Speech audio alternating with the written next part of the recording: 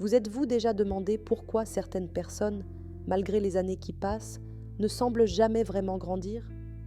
On suppose souvent que la maturité vient naturellement avec l'âge, que le fait d'avoir 20, 30 ou 40 ans nous transforme magiquement en adultes émotionnellement équilibrés. Et pourtant, chaque jour, vous croisez probablement des femmes adultes qui se sentent encore incertaines, perdues ou prisonnières de schémas qu'elles auraient dû dépasser depuis longtemps. Des femmes qui semblent bloquées, sans fin, entre ce qu'elles sont et ce qu'elles pensaient devoir devenir. Peut-être que vous avez ressenti cela vous-même, faire tout comme il faut, et malgré tout, vous sentir déconnectée ou incomplète, vous demandant en secret « C'est donc ça? C'est tout ce que la maturité a à offrir ?» Carl Jung, l'un des esprits les plus lucides de la psychologie, s'est penché précisément sur cette énigme. Pour Jung, la maturité n'était ni un chiffre ni une étape. C'était un voyage psychologique que beaucoup ne choisissent jamais réellement d'emprunter. Selon lui, d'innombrables femmes restent émotionnellement immatures, non pas parce qu'elles sont défectueuses, mais parce qu'elles résistent inconsciemment aux défis mêmes qui permettent une croissance authentique. Aujourd'hui, nous allons plonger profondément dans la psychologie cachée de l'immaturité féminine, en examinant comment les schémas inconscients, les expériences d'enfance et les attentes sociales façonnent subtilement votre vie. Et pendant que vous écoutez, posez-vous cette question. Et si le fait de vous sentir bloqué venait de quelque chose de plus profond, quelque chose que vous n'avez jamais vraiment osé reconnaître? Avez-vous déjà remarqué que certaines femmes semblent éternellement jeunes, non seulement dans leur apparence, mais aussi dans leur façon d'aborder la vie? À première vue, il y a quelque chose de touchant chez celles qui gardent une étincelle enfantine. Mais derrière cette légèreté apparente se cache souvent un combat bien plus profond et dérangeant. Carl Jung appelait cet archétype la puella aeterna, ou l'éternelle jeune fille. Ce n'est pas simplement rester jeune de cœur, c'est un refus profond d'entrer pleinement dans l'âge adulte. Imaginez une femme qui attend que la vie vienne à elle, au lieu de la construire activement. C'est une rêveuse qui fantasme sans cesse sur l'avenir, mais qui hésite à poser des actions concrètes pour y parvenir. Elle vit suspendue entre ce qui est et ce qui pourrait être, prise dans des idéaux romantiques et des visions de perfection. Et comme la réalité ne correspond presque jamais à ses attentes, elle finit souvent par se sentir déçue, vide et émotionnellement fragile. Mais il y a un côté plus sombre. La puella aeterna ne fait pas que rêver. Elle évite.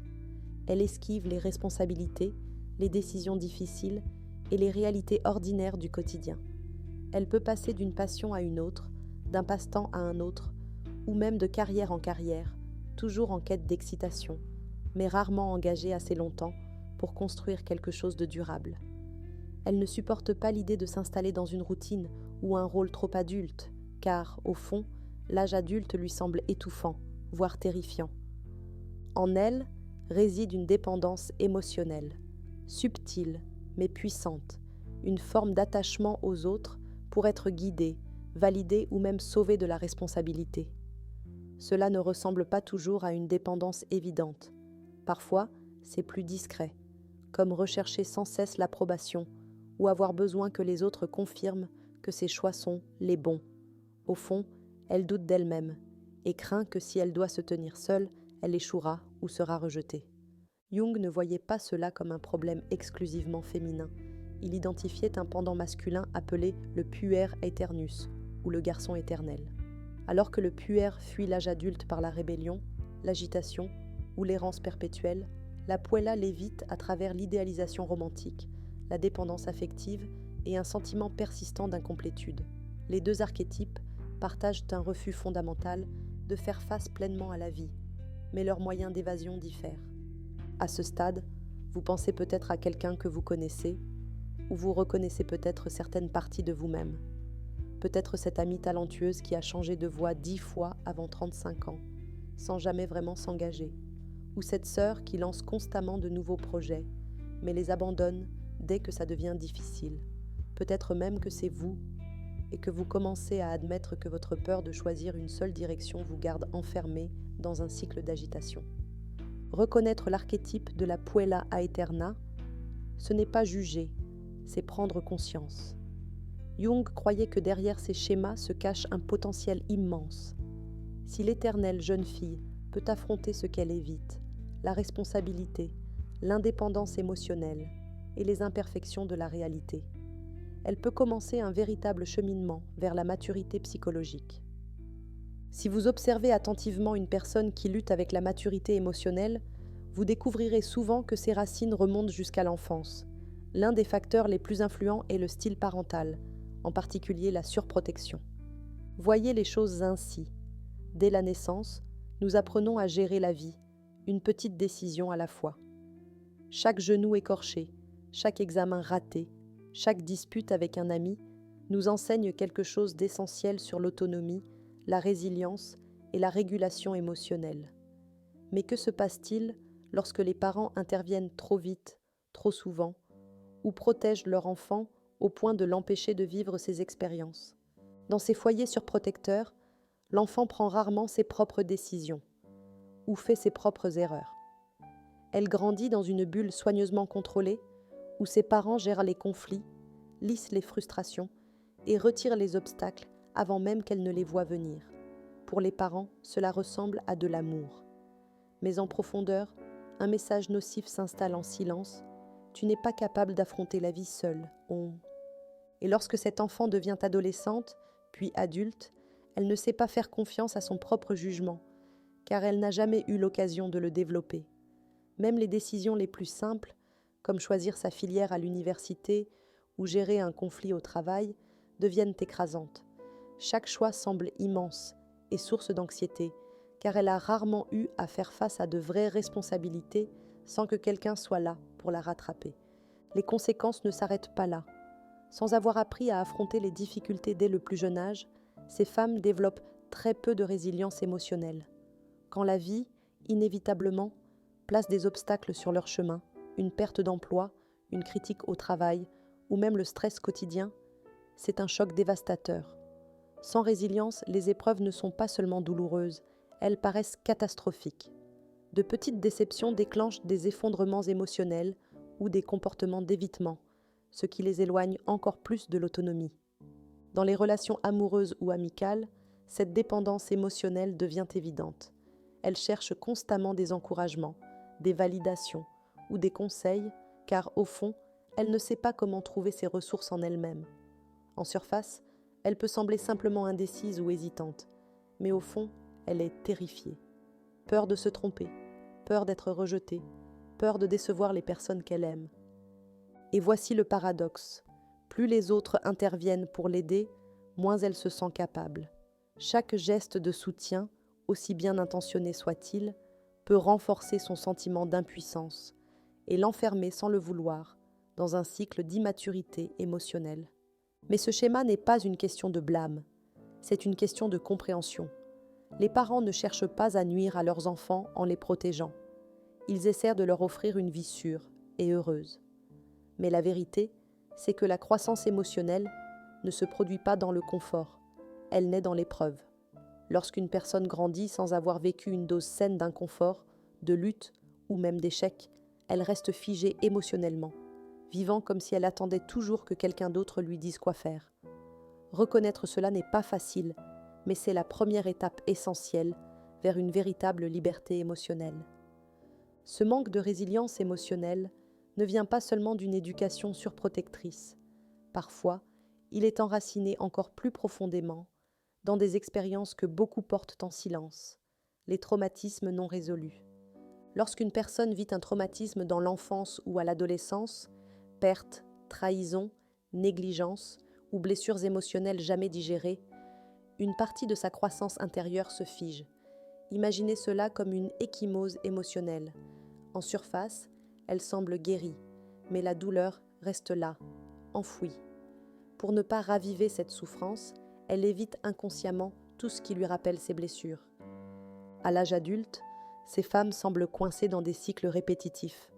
Quitter un emploi avant que cela ne devienne difficile, saboter des amitiés ou éviter l'intimité parce que la proximité est perçue comme une menace, ou fuir des responsabilités qui déclenchent l'anxiété.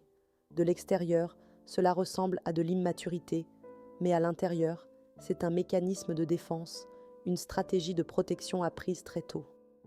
Le problème, c'est que ce mécanisme ne fait pas que protéger, il emprisonne. En évitant constamment l'inconfort, elle se prive des occasions de guérir et d'évoluer.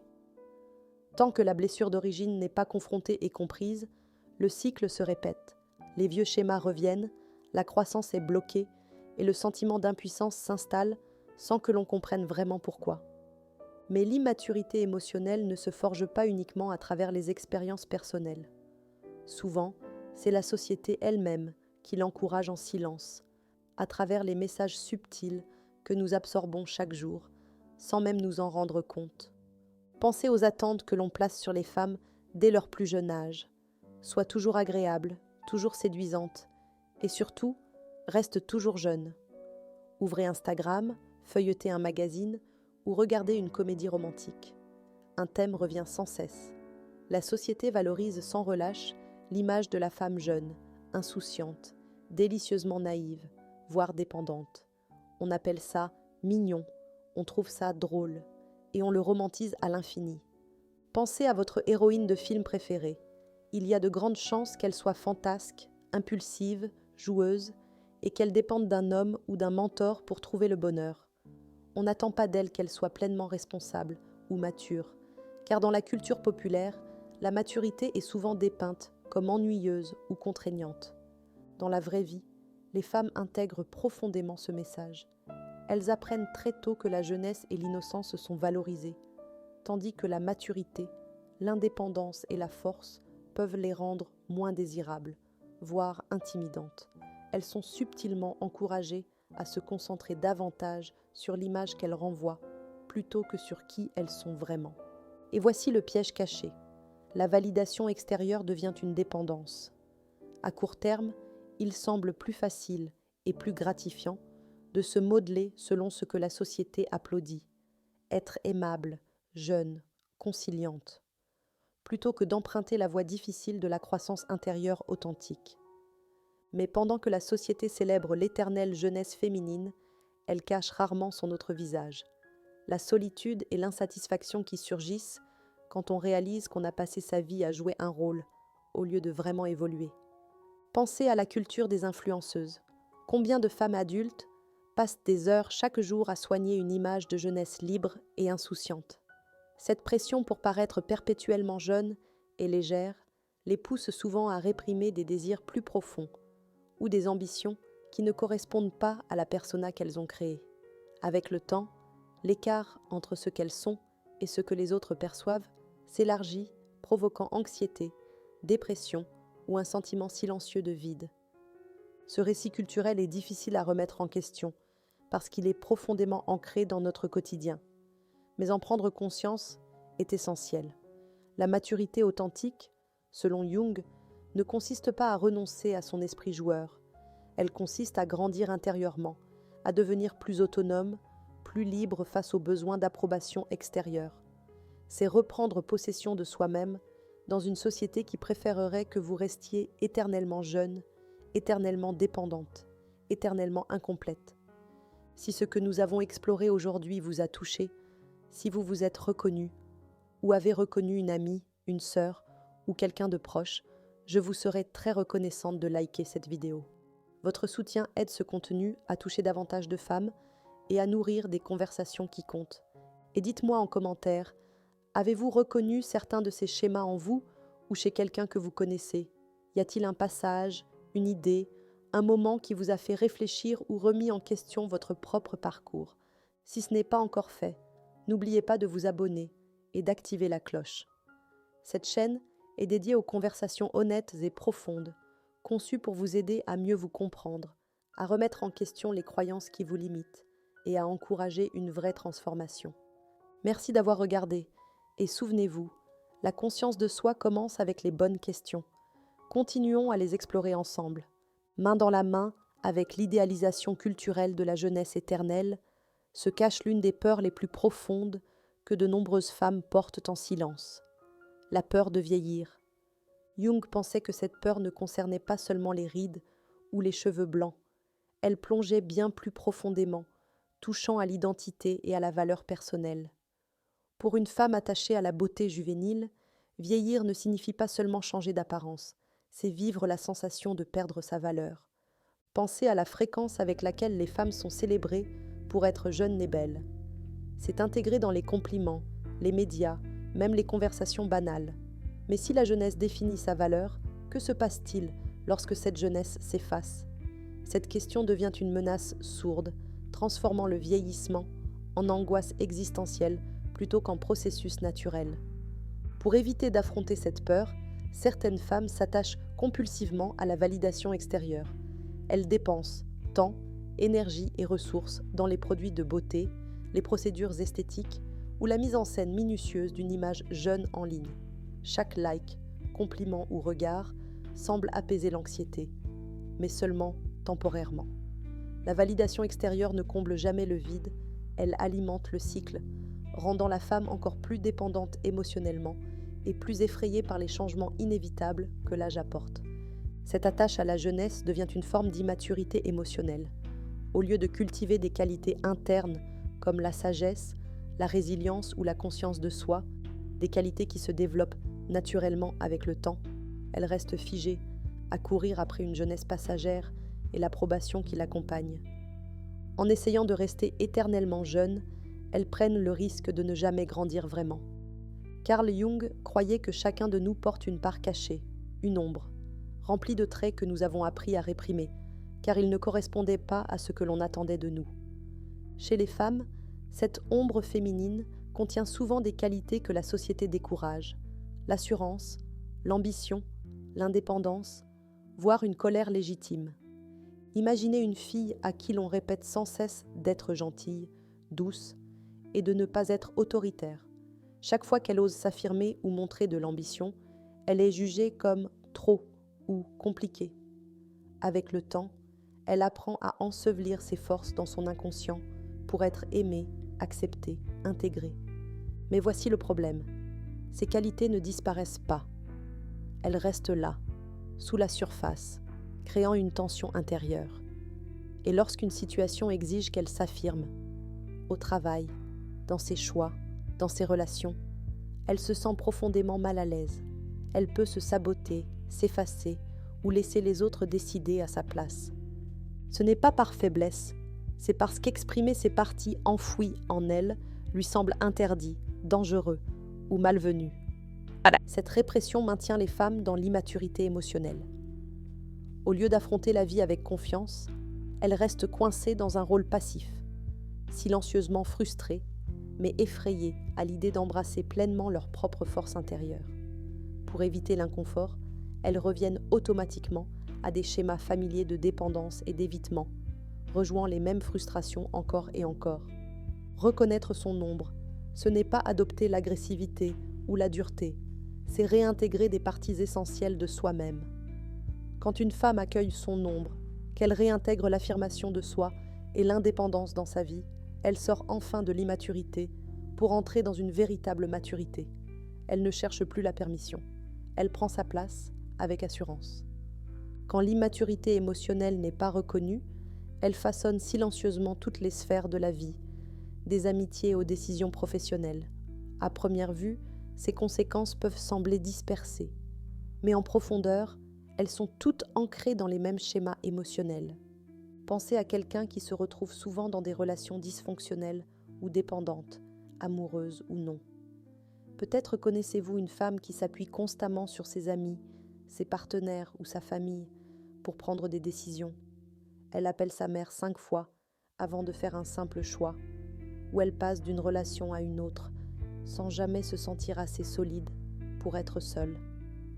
Chaque nouvelle relation commence avec enthousiasme, puis dérive rapidement vers le besoin, la dépendance affective et la frustration. Mais les relations ne sont pas les seules concernées. Prenons le travail. Combien de femmes se sentent paralysées, incapables de prendre des responsabilités par peur de faire des erreurs? Peut-être avez-vous déjà rencontré quelqu'un qui repousse toujours les promotions, évite les postes importants ou doute sans cesse de ses compétences, non pas parce qu'elle manque de talent, mais parce que la responsabilité lui semble terrifiante. Sur le plan financier, l'impact est tout aussi important. L'immaturité émotionnelle peut conduire à des dépenses impulsives, des décisions hasardeuses ou une dépendance à l'égard d'autrui pour gérer l'argent, ce qui alimente un sentiment constant d'impuissance. Au lieu de construire de la stabilité, elle reste dans l'anxiété, fuyant toute conversation sérieuse sur l'argent. Même les décisions du quotidien, signer un bail, acheter une voiture, s'engager dans un projet à long terme, peuvent paraître paralysantes parce qu'elles symbolisent l'âge adulte. Au fond, elle croit qu'elle n'est pas prête, pas capable ou pas assez mature pour gérer de vraies responsabilités. Chaque engagement ressemble à une prison plutôt qu'à une opportunité. Elle reste alors coincée dans un état d'adolescence perpétuelle. Pensez à un exemple réel. Cette amie brillante qui a changé 5 fois de carrière avant 35 ans, espérant qu'à chaque fois, la suivante résoudra tout, pour se retrouver toujours aussi agitée, vide et insatisfaite.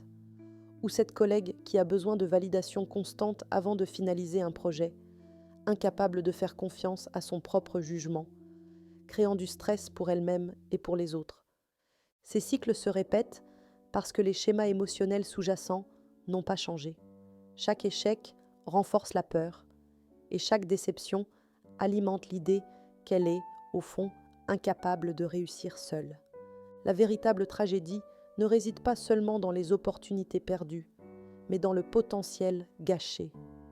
Ces femmes ont du talent, des idées, une ambition réelle, mais elles ne les réalisent jamais pleinement, parce que l'immaturité émotionnelle les freine constamment.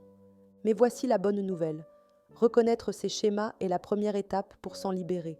C'est ainsi qu'on reprend le contrôle et qu'on entre enfin dans une maturité authentique, en cessant de se cacher derrière les autres et en affrontant la vie selon ses propres termes. Se libérer de l'immaturité émotionnelle, ce n'est pas forcer l'entrée dans l'âge adulte. C'est entamer un voyage intérieur, ce que Carl Jung appelait l'individuation. Jung croyait que la véritable maturité ne résidait ni dans l'âge, ni dans les réussites visibles, mais dans le fait de devenir pleinement soi-même, en intégrant chaque partie cachée, ignorée ou réprimée de notre psyché, pour enfin devenir une personne complète, libre et consciente. Imaginez que votre vie est comme un puzzle. La plupart d'entre nous passent leur existence à ne voir que quelques pièces familières, les parties de nous que nous sommes à l'aise de montrer au monde. Mais sous la surface se trouvent des pièces oubliées ou rejetées, l'assurance, l'indépendance, l'ambition, et même des émotions que nous avons qualifiées de négatives, comme la colère ou la tristesse. L'individuation, c'est ce travail délicat et courageux, réintégrer ces morceaux manquants, les reconnaître et les incorporer dans notre identité. Cela peut signifier admettre enfin que l'ambition n'est pas une honte, ou comprendre que l'indépendance ne menace pas les relations, elle les renforce. L'individuation vous pousse à cesser de blâmer les autres, la société, les parents, les relations passées, et à commencer à accepter la pleine responsabilité de votre vie. C'est un basculement. Vous passez de victime passive des circonstances à créatrice active de votre destin. Reconnaître vos traits refoulés, votre ombre intérieure, est inconfortable. Vous devrez peut-être faire face à des aspects de vous-même que vous avez évités toute votre vie. Mais en le faisant, vous gagnez une puissance intérieure et une clarté d'esprit immense. Les décisions deviennent plus simples parce que vous ne vous combattez plus vous-même. Les défis deviennent surmontables parce que vous avez enfin les ressources émotionnelles pour les affronter. Au fond, l'individuation est un acte d'authenticité. Ce n'est plus jouer un rôle défini par les autres, c'est se tenir debout dans sa vérité personnelle. Quand une femme s'engage dans ce chemin, elle dépasse l'immaturité émotionnelle pour entrer dans l'âge adulte véritable et profond, pleine de responsabilité, de conscience de soi et de liberté intérieure. Tout au long de cette conversation, nous avons exploré un sujet essentiel, mais souvent mal compris. La maturité émotionnelle n'a rien à voir avec l'âge. Elle consiste à accueillir les parties cachées et inconfortables de soi-même, celles que la société, l'éducation ou les blessures passées nous ont appris à éviter. Carl Jung nous a montré que l'immaturité féminine n'est pas un échec personnel. Elle est profondément enracinée dans des schémas inconscients, des pressions culturelles, des blessures non guéries de l'enfance et notre peur de regarder en face nos zones d'ombre. Mais Jung a aussi révélé un chemin vers l'avant, l'individuation, un voyage de découverte de soi, où chaque aspect de vous-même est récupéré, votre force, votre ambition, votre voix, même votre vulnérabilité. Cela demande une profonde conscience de soi, du courage face à vos peurs et une prise de responsabilité, non pas parce qu'on vous l'impose, mais parce que vous le désirez vraiment. Grandir, être vrai et libre. La conscience de soi n'est pas facile, mais elle est puissante.